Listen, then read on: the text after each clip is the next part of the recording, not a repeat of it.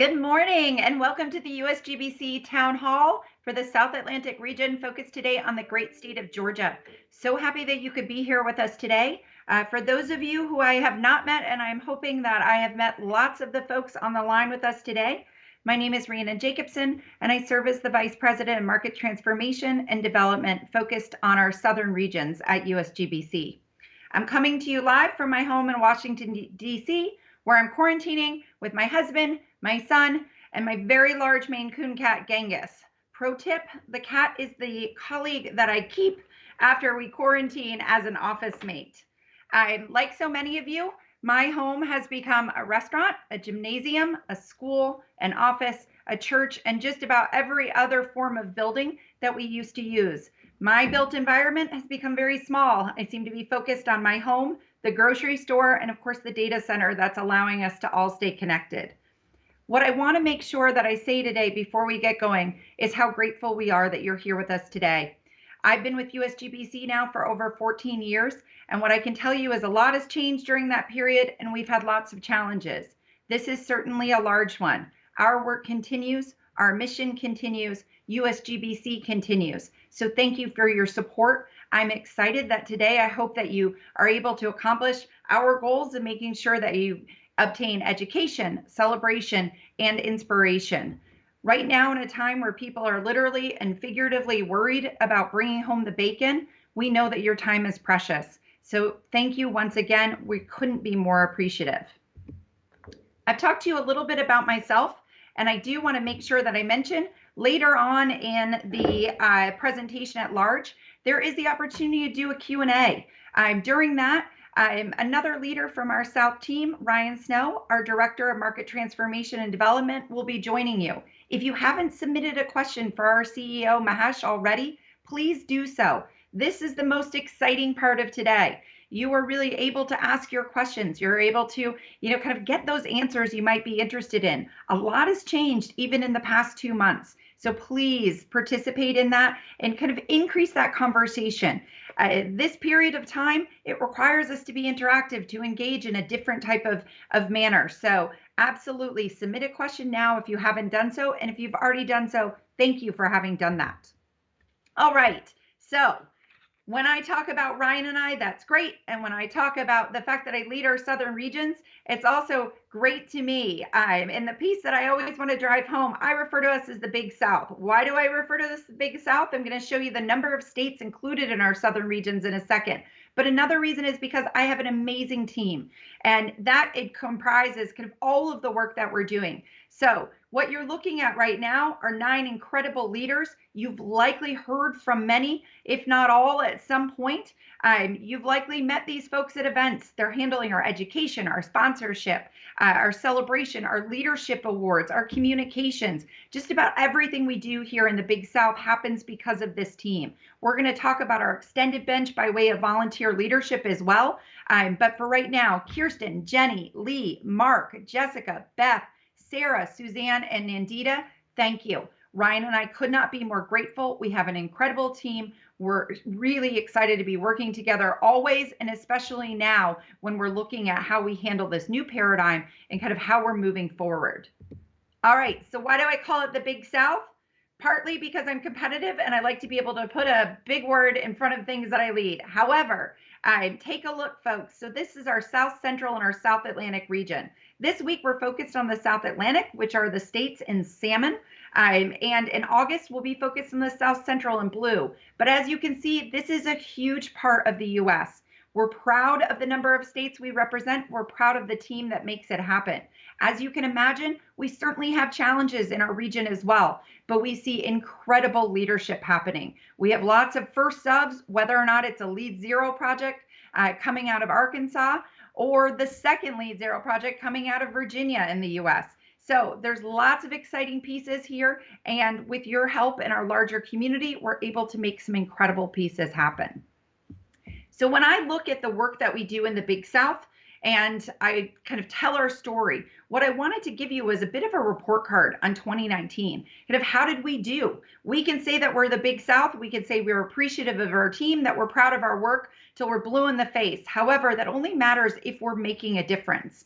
When we look at how we're tracking and how we're measuring our work, our impact, we look at it from a people place. Granted, we're an organization that focuses on building projects, but projects exist for people. So we start with people in the Big South, and engagement is always key and our first kind of area of focus. So how did we do in 2019? Now, as you can see, immediately we're starting with the word events. And of course, in 2020, events are a little bit different, right? We're doing them virtually. We're still going to be focused there because events are about engagement. Events are about bringing a community together. Events are about being able to speak with each other, being able to learn from one another, being able to celebrate, and being able to inspire one another. So in 2019, in the Big South, we hosted over 13,700 people at our own events. So that might be a leadership awards reception. It might be a panel discussion. It might be a lead technical workshop. But we were closing in on 14,000 people in 2019, which we were thrilled with.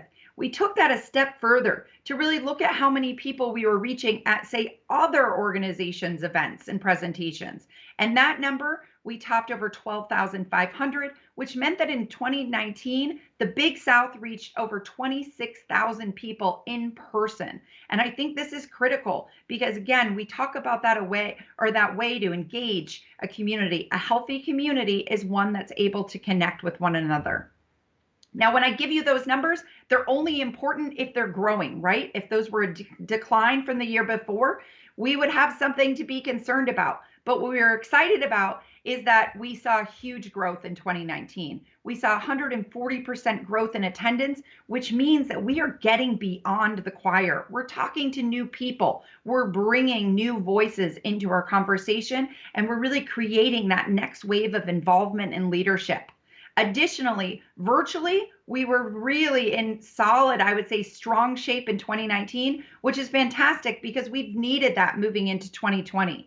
We had almost 51,000 newsletter subscribers in the Big South with over 26,000 social media subscribers. So please, if you're not subscribing to those areas, please do so today. This is a great way to stay in touch, especially as we're in this virtual world together. Now, we're volunteers. I referenced before that I think I have the most amazing team out there with the 9 folks you saw in the Big South and Ryan and myself. However, what I really have is a team of over 3,400 people that are driving all of the activity, making the opportunities happen in the Big South. So with over 3,400 volunteers connected to our work, this is where you see action happen. So if you've volunteered for USGBC in the Big South, and certainly outside of the South, thank you. You are absolutely pushing the activity. You're making the conversations happen with your civic leaders, with people at your firm, your colleagues, students. We could not be more grateful, and we cannot do what we're able to do without your help. So looking at that, so I've talked about that idea of kind of getting beyond our choir and kind of how do we get there? One of the programs we've been proudest about at USGBC is our ability to offer scholarships to kind of new, I would say kind of new to us in a lot of ways, Greenbuild participants. Greenbuild can often be that galvanizing moment in which people decide this is the industry for me. It is absolutely where my kind of focus of thought and where, the beginning of my 14 years happened. I was at Greenbuild. It's our tent, if you will, in which everybody comes under. With Greenbuild, we're particularly excited to announce that in 2019, 65% of all Greenbuild scholarship recipients were from the southern regions. Granted, you may be thinking, well, that's because it was in Atlanta. Certainly that helps. However, we've had very similar numbers in past years. What this means is that new people are getting engaged with us. They're seeing what's happening in the South as an opportunity and what's happening at USGBC as an opportunity. So if you're one of those people that suggested to somebody that they apply for a Greenbuild scholarship and made it happen, thank you. This is a great metric and kind of figure for us to track and to measure. All right, so talking a little bit more both about individuals and organizations. In the Big South, we've got just under 1,400 individual members, and we've got just over 2,400 organizational members affecting millions of people. This is a space we couldn't be prouder of, and we couldn't be more grateful for. Our members, along with our volunteers, along with our staff, make USGBC happen. We started as a membership organization, and this is the space we're particularly focused on. If you're a member now, thank you. If you've considered membership, please reach out. We're happy to walk you through what the opportunities are, but this is really where engagement with USGBC starts, and it opens an incredible number of access and opportunity points. So I've talked a bit about the people side of the Big South, and I'm always going to lead with people because projects exist for people. However, we're the USGBC. We want to also show you some of our project numbers and what those look like. In 2019, we were able to register 821 lead projects. By way of certification, we certified 739. It's very similar numbers in terms of registration and certification. And then in terms of our certified square feet, we had over 133 million, which that means that we had 133 million certified square feet of lead, but that affects millions, if not tens of millions of people. We have some incredible leadership projects in the Big South and in Georgia. You saw so many of them in Atlanta during Greenbuild. So thank you for making this happen. And please know, this is really where we affect kind of everyone and are able to really show the attributes and the opportunities that can happen with the green building. All right, now on to one of my favorite parts of the year. I am absolutely, admittedly, a very competitive person. So annually, USGBC puts out the 10 top 10 states for LEED green building.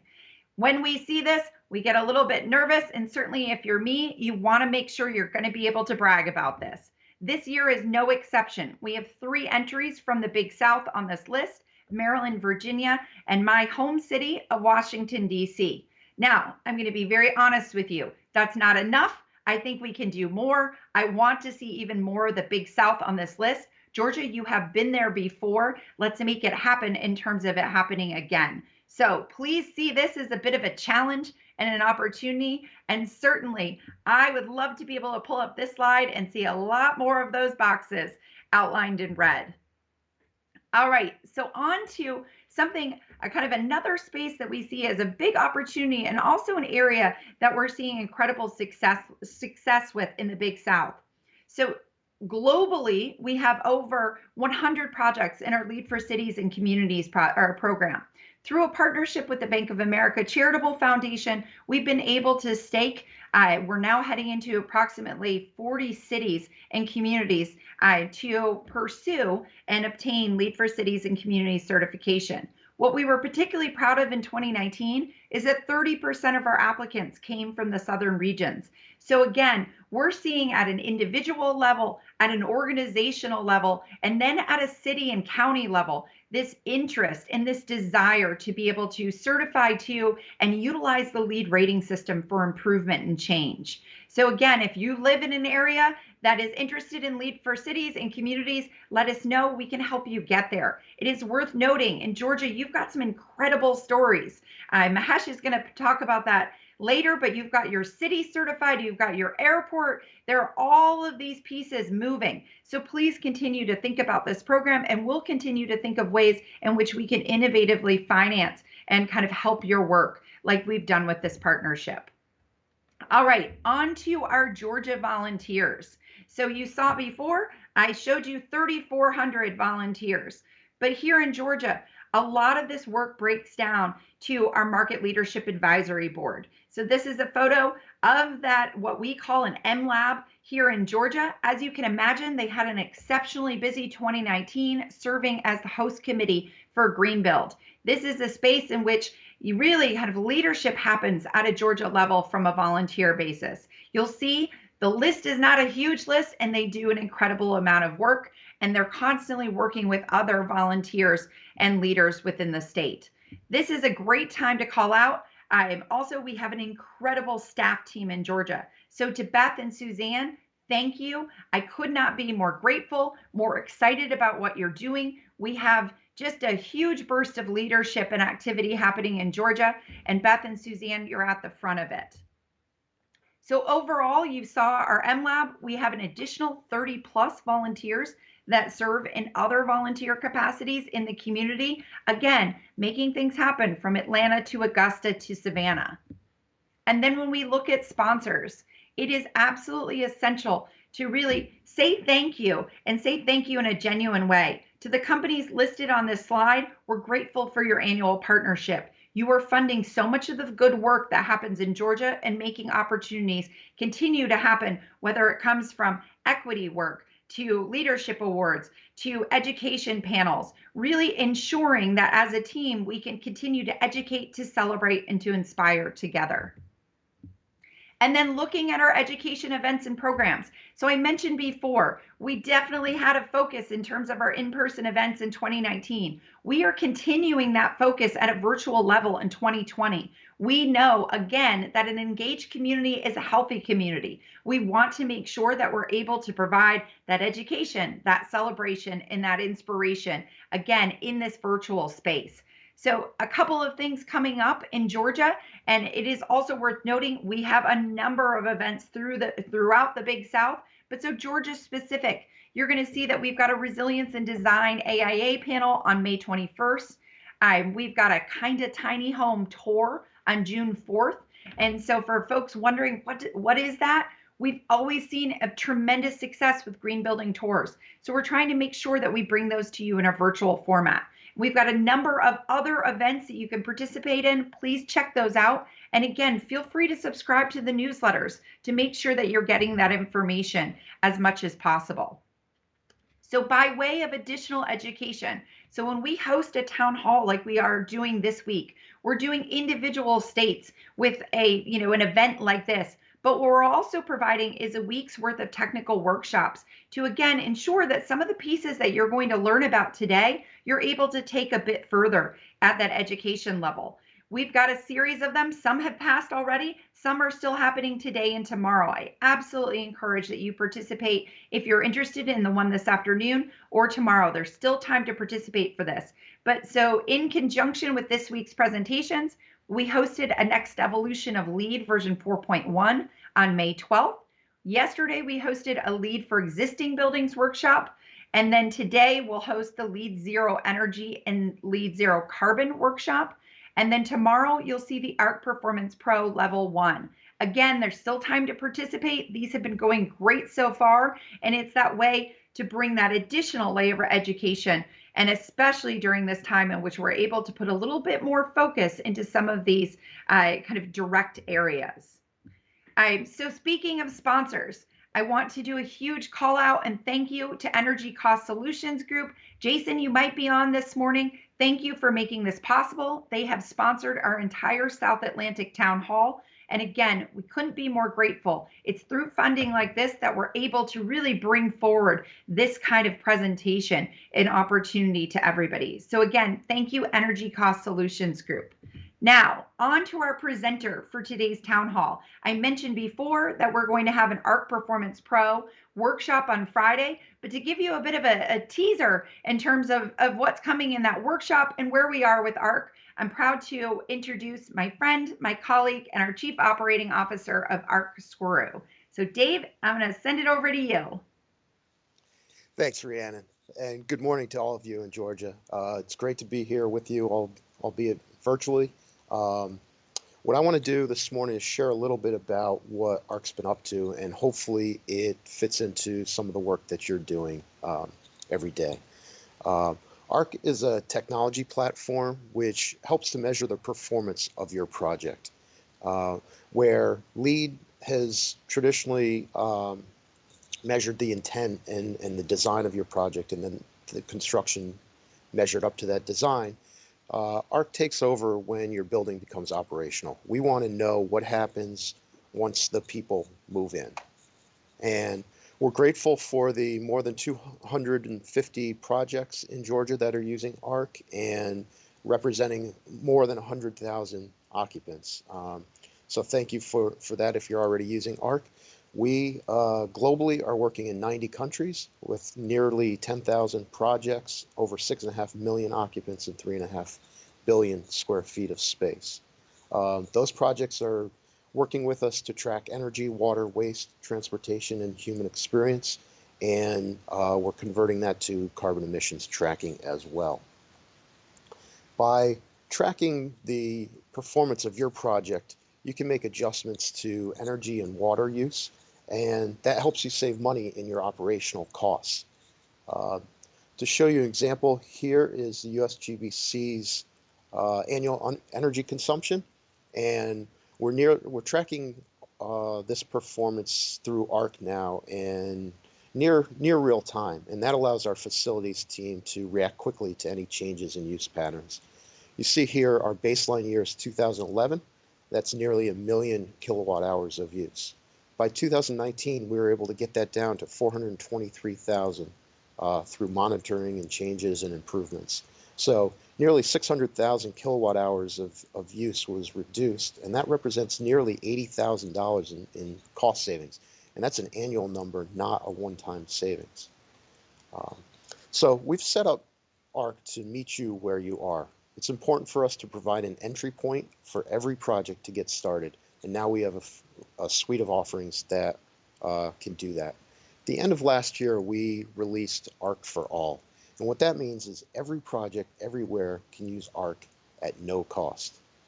All a project has to do is enter their data and we'll give them a performance score. It's that simple. So if you have LEED and non-LEED buildings in your portfolio, you can bring them all into ARC to manage and compare in one place. Your data management and your reporting requirements become centralized and easier to track. We also recognize that not everybody can achieve LEED certification right off the bat, and we want to help those projects get started on their sustainability journey and on their incremental path towards LEED. For this, we've introduced category level performance certificates. If you're interested in your energy rating, just enter that data and we'll recognize you with an energy category certificate and your energy performance score. You can complete each category, energy, water, waste, transportation, and human experience, one at a time, and if you achieve all 5, you'll be ready for LEED certification. A great example of this is in Brazil, where more than 350 projects have been using our performance certificates. They're on their pathway towards LEED Zero for energy, but they're using performance certificates to communicate to their stakeholders where they are on their journey today. And of course, if your ultimate goal is LEED certification or recertification, you can use ARC and your performance data to achieve that. ARC powers LEED 4.1 O&M certification, LEED Zero certification for energy, water, waste, and carbon, as well as recertification for any version of any LEED rating system. Now, LEED has certain requirements that need to be met all through the performance of your data. They're all listed here on the screen, but we really encourage you to start with the data that you have. And normally energy and water data are most available to people. And if you're using Energy Star's Portfolio Manager, that syncs automatically with ARC, and we can eliminate any potential manual keying that you have to get in. The other requirements are just one occurrence of a building waste audit, of a transportation survey, a occupant satisfaction survey, and an indoor air quality measurement. To assist with better understanding ARC and performance, the importance of performance in general, we've created several Performance Pro trainings. All of these can be taken on demand, and we'll give you a course completion certificate as well as GBCI CE credits. This Friday, as Rhiannon mentioned, at 1 o'clock, there's going to be a Performance Pro training. In case you're interested, you can find a link to register on the ARC website, or I'm sure Rhiannon can point you in the right direction. Now, starting this week, we created a new release called ARC Essentials, and this includes a set of tools, features, and reports that allow advanced users to gain even more insight into their projects. This includes the ability to look at strategies used by lead new construction projects in your area to assist with your design planning. It allows you to model score changes based on changes in your performance. And you'll be able to create reports for your project, which can be customized and exported for your use.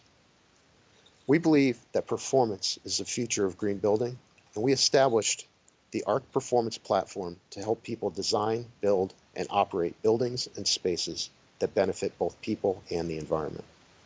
We're holding webinars on May 27th, 28th, and June 4th with guest presenters who all have portfolios in ARC who are going to share their experiences.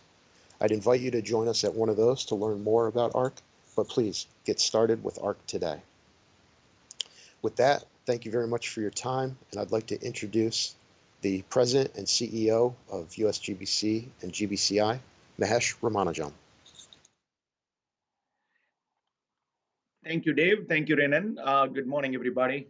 Thank you for joining us today, and I hope that you and your families are all staying safe and healthy. Here at USGBC, and for those of us in the green building community, we spend the better part of our days talking about the need for a society to be more resilient, healthy, and equitable. The global foundation for sustainability we have set in place is indestructible.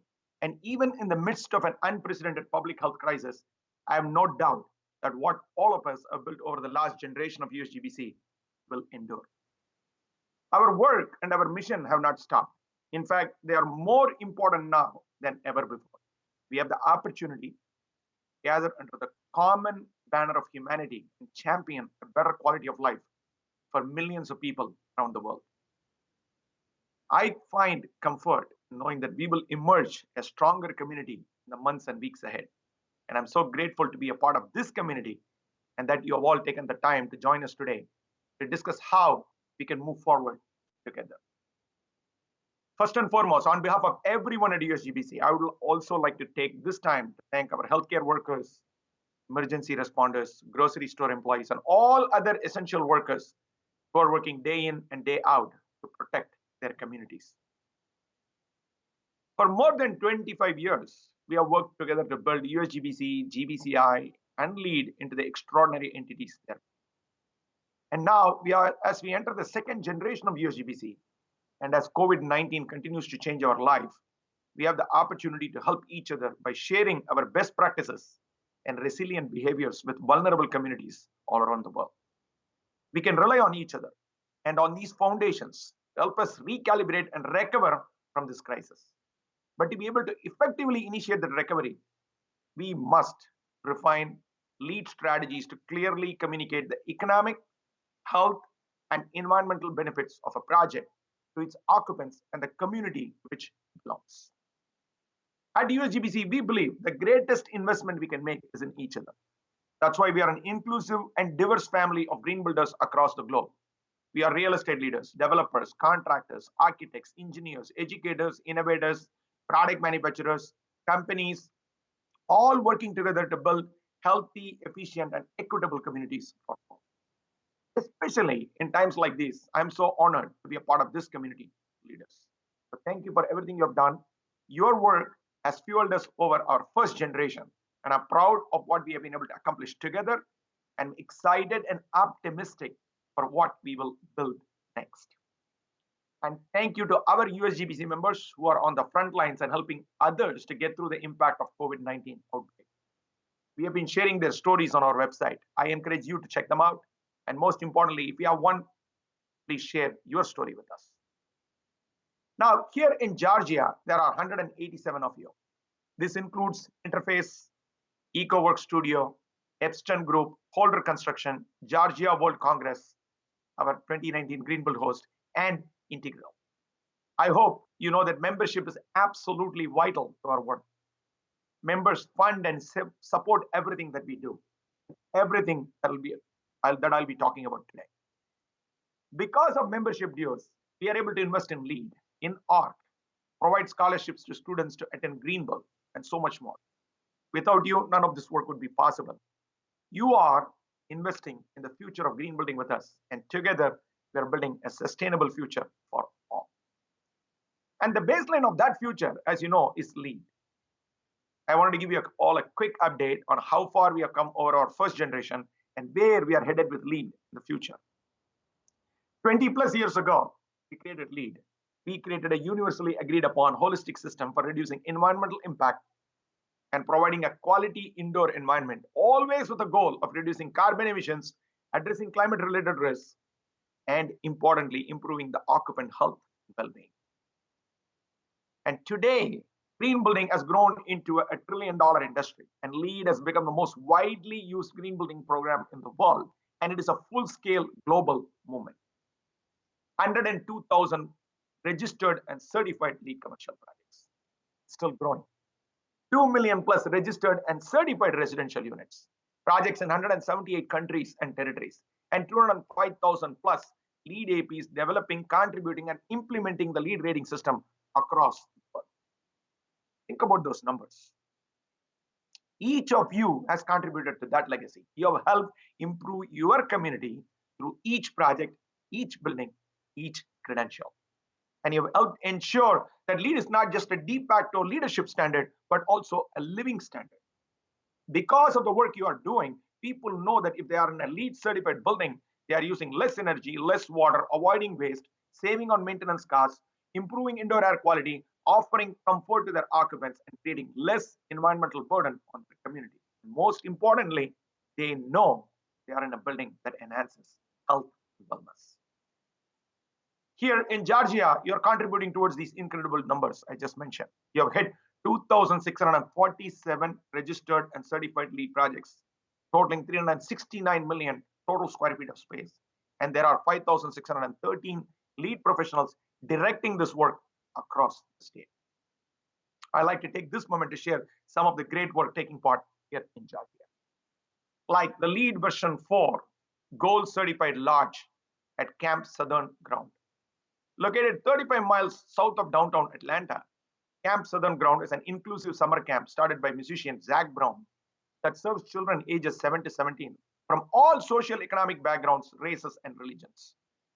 The camp also serves neurological and behavioral challenged children and those of military families and help them to focus on sustainability.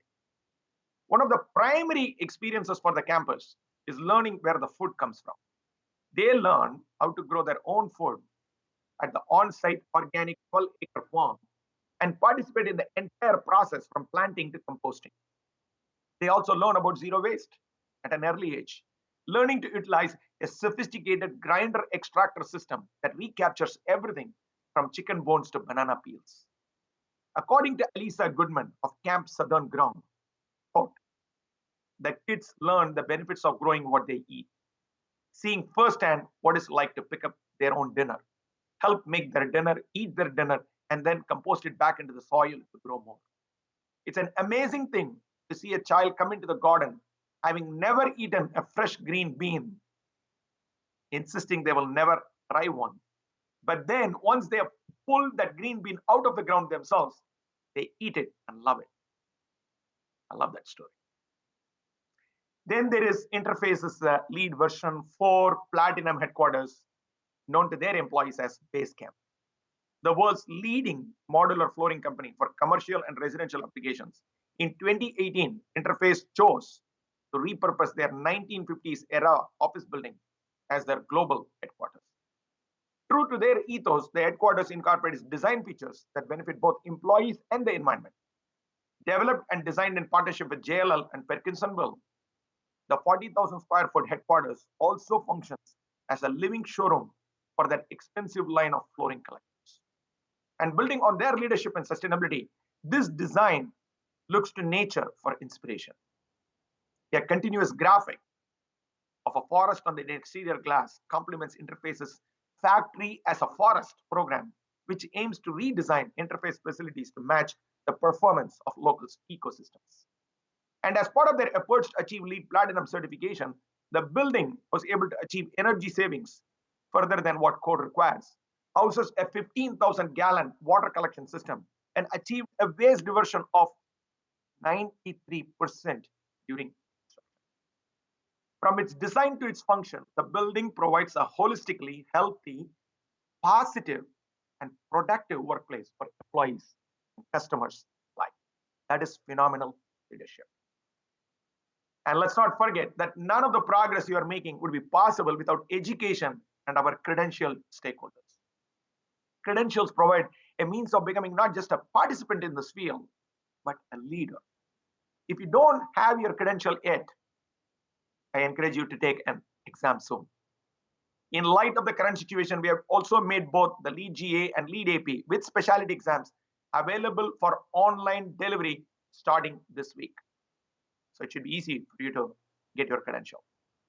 So now I want to recognize and take a moment to recognize the leadership of our lead fellows in Georgia: Carly Bullock Jones, Amanda Atkinson, Dagmar Epstein, Tommy Linsroth, Paula Burns McCoy, Susie Spivey Tilson, Ramana Koti, Laura Case, Alfred Wick, Jay Young, and Lauren Wallace.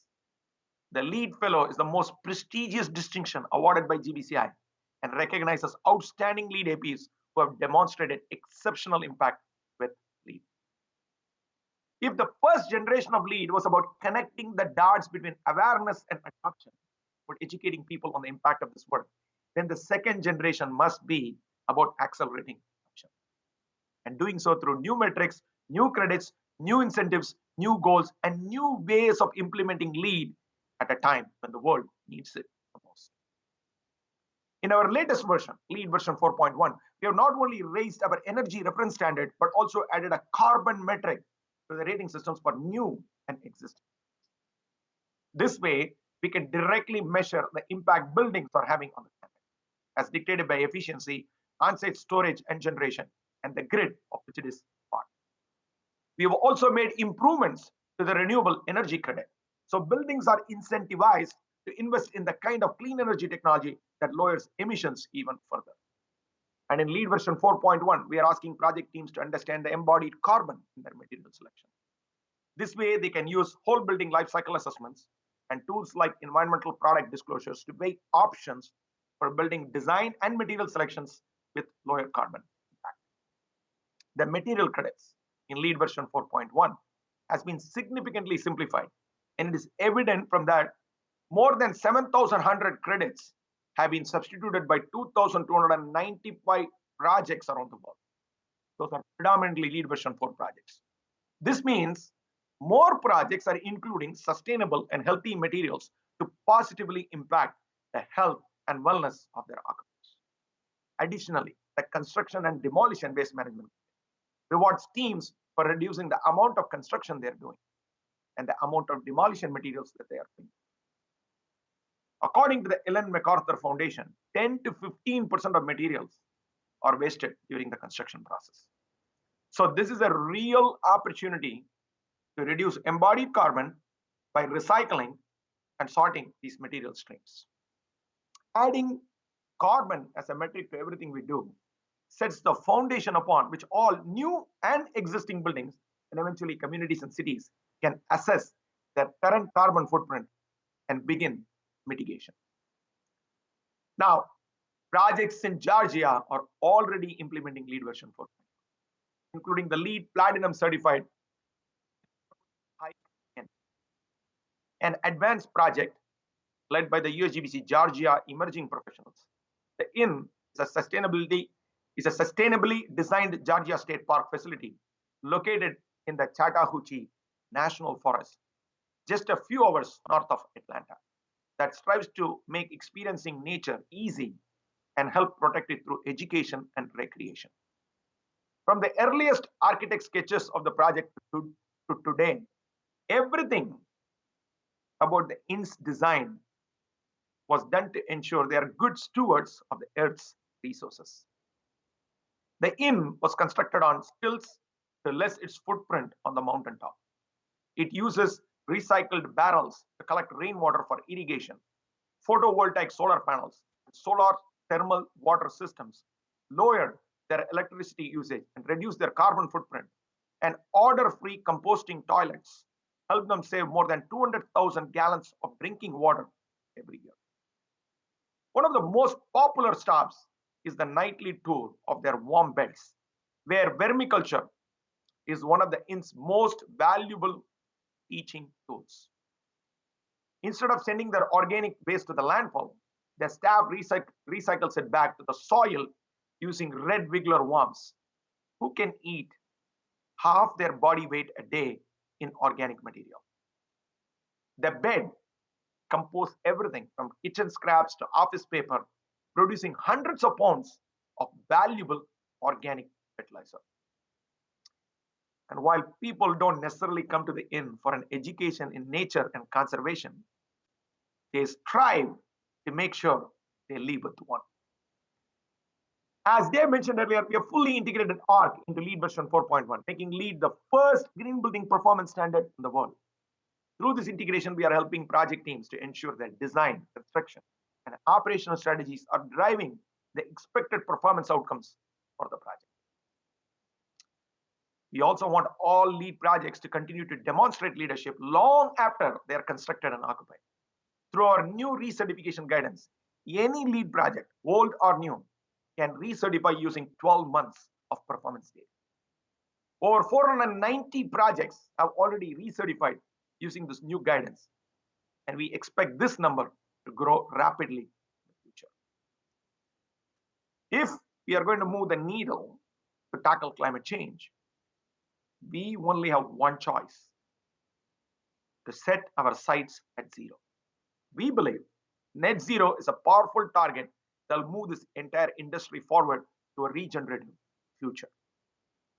And this is where our leaders are going, with 17 certifications already achieved. LEED projects are transitioning to net zero milestones. Yours can too. Yes, zero carbon emissions, but also net zero energy use, net zero water use, and net zero waste.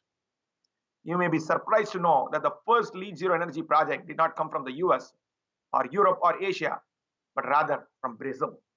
And the second project was not from a tier 1 city in the United States, but from Little Rock, Arkansas. The third LEED zero energy project is one of my favorites: Discovery Center Elementary School in Arlington, Virginia. $117,000 in annual savings to fund 2 teachers' salaries. If a school can deliver this, there should be no excuse for any project in the world not to pursue the LEED zero goals. In addition to these savings and delivering a net positive energy balance, the school serves as a learning laboratory for students to get an early start on sustainability. So with 17 LEED zero certifications delivered, including the Colgate-Palmolive Burlington, New Jersey site that has achieved all 4 certifications: LEED zero energy, LEED zero water, LEED zero waste, and LEED zero carbon. I want to encourage all of you to look into your projects and see what you can do to raise the bar on leadership. And the good news is hundreds of LEED projects are actively considering LEED zero certification. So please join. While LEED zero is made for individual buildings, we want to accelerate change on every possible scale.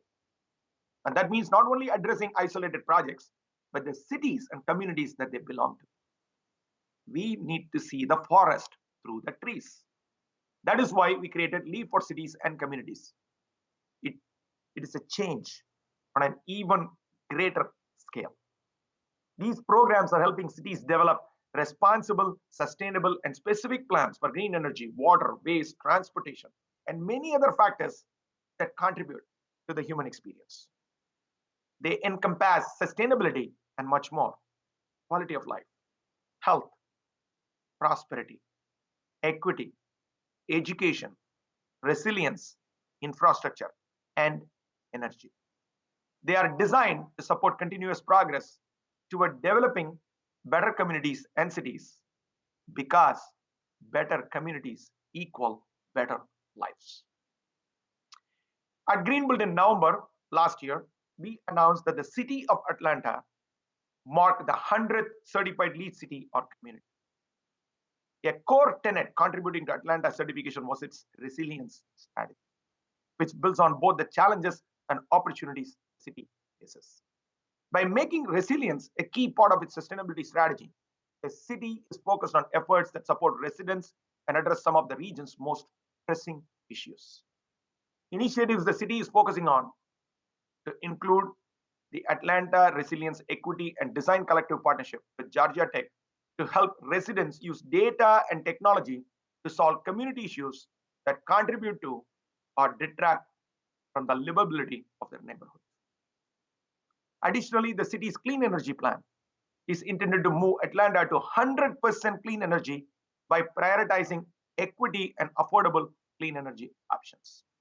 The city has also made impressive strides in reducing energy consumption in buildings through the Atlanta Better Buildings Challenge and reached its 2020 goal of 20% reduction ahead of the schedule.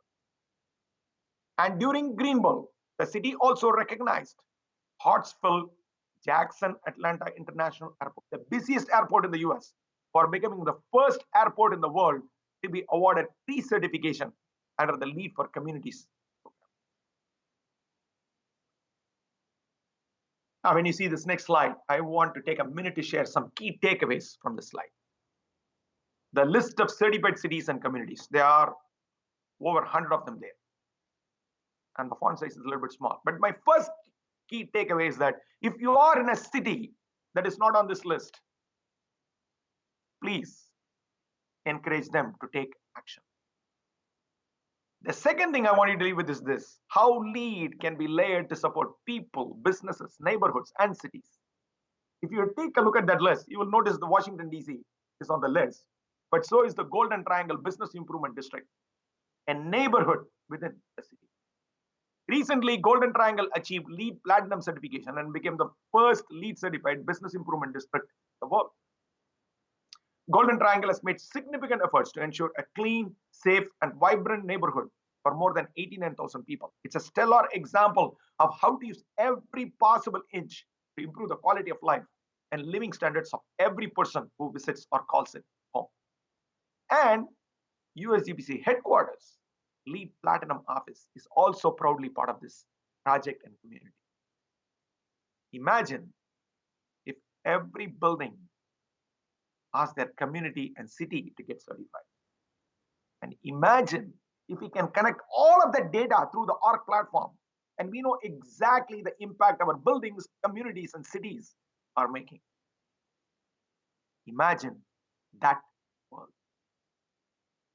As Dave mentioned, ARC powers LEED. But we also know that there are many existing buildings that may not be ready for LEED. And to help them get started, we have introduced performance certificates that allow every project to get started and make incremental progress across these categories: energy, water, waste, transportation, and human experience. These projects can eventually get to LEED certification if they really want. The good news is we now have more than 9,700 projects in ARC, and close to 400 projects have already obtained their energy performance certificate, allowing us to jumpstart the much needed progress on our existing. All of these efforts, from ARC to LEED Zero, are part of our vision to ensure that the next phase of USGBC's efforts will be LEED positive, where buildings are actually generating more energy than they use and removing more carbon than they produce. And the way to get there may not always be direct. It'll require incremental steps, from a project tracked in ARC to a certified building to a LEED Zero building and beyond. The aspirational goal that I've set for USGBC is that we will require all LEED new construction projects to achieve LEED positive starting in 2025, and all existing buildings to be LEED positive by 2050. In the years ahead, LEED buildings must not just do less harm than traditional construction. Instead, they should be carbon positive and truly regenerate. They should generate more energy than they consume, save more water than they use, remove more carbon than they produce, and have a positive impact on the physical, mental, and social health of its occupants. In short, LEED buildings need to give back to the communities more than they take from them. We need to reimagine how to grow and scale our projects so that in meeting this new demand, we create better, more inclusive spaces. And that will be achieved by all of us together.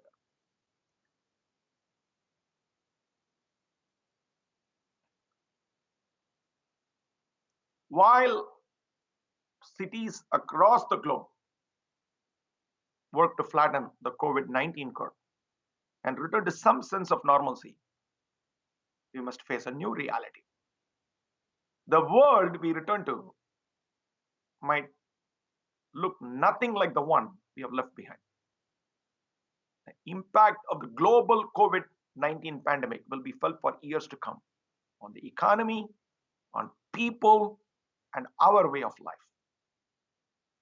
50% of world's population already lives below the poverty line. And the IMF estimates just in 2020 and 2021, the cumulative GDP loss from this pandemic could be around $9 trillion. It's no secret that the most vulnerable among us will feel the gravest impacts. In fact, they already do. We are going to have extraordinary mental, physical, and financial health repercussions in nearly every part of society. Remaining resilient, both in business and life, will require every industry and individual to adapt at a pace we might have never thought was possible. But what lies ahead is also a responsibility for us to design a more resilient future. We believe that healthy people in healthy places is the fastest way to build a healthy economy. And the global pandemic has only made our beliefs that much stronger and our mission that much more vital.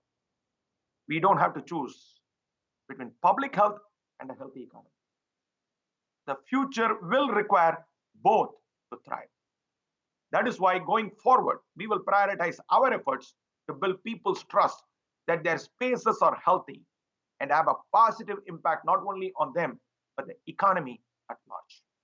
In other words, our second generation at USGBC will focus on relevant and reimagined vision. Healthy people in healthy places equals a healthy economy. This is a once-in-a-lifetime crisis, but it is also a once-in-a-lifetime chance for us to fulfill that vision by asking the right questions and discovering the most equitable, inclusive, and innovative solutions. So earlier this week, USGBC announced a series of actions and priorities that will support the global recovery effort and leverage the power of our community to shape a healthier future for all.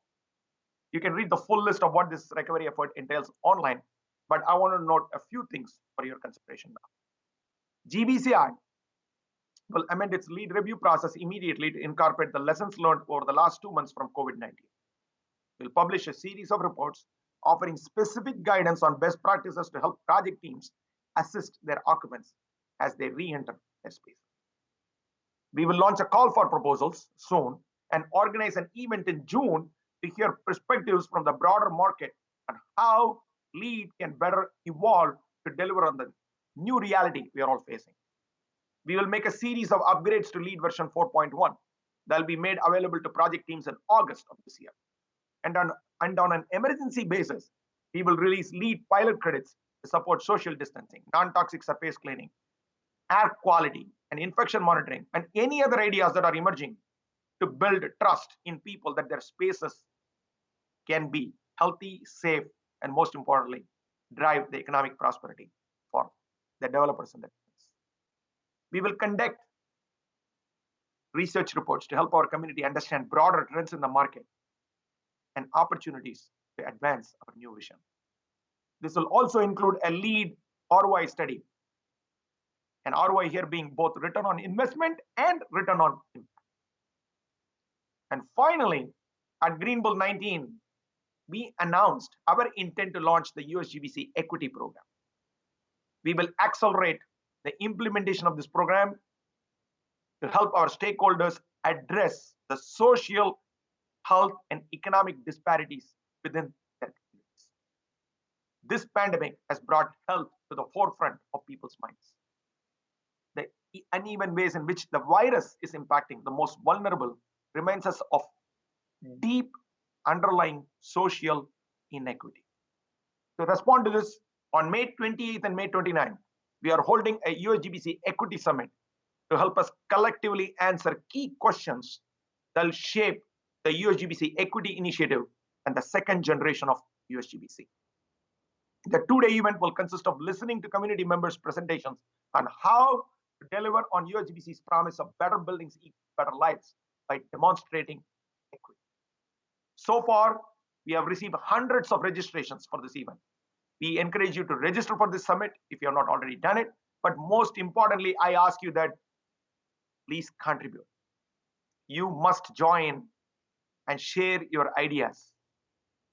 So please participate in our call for proposals, and your knowledge is crucial for us to evolve this program and deliver a holistic program to our community, larger community, so that we can accelerate transformation on all fronts.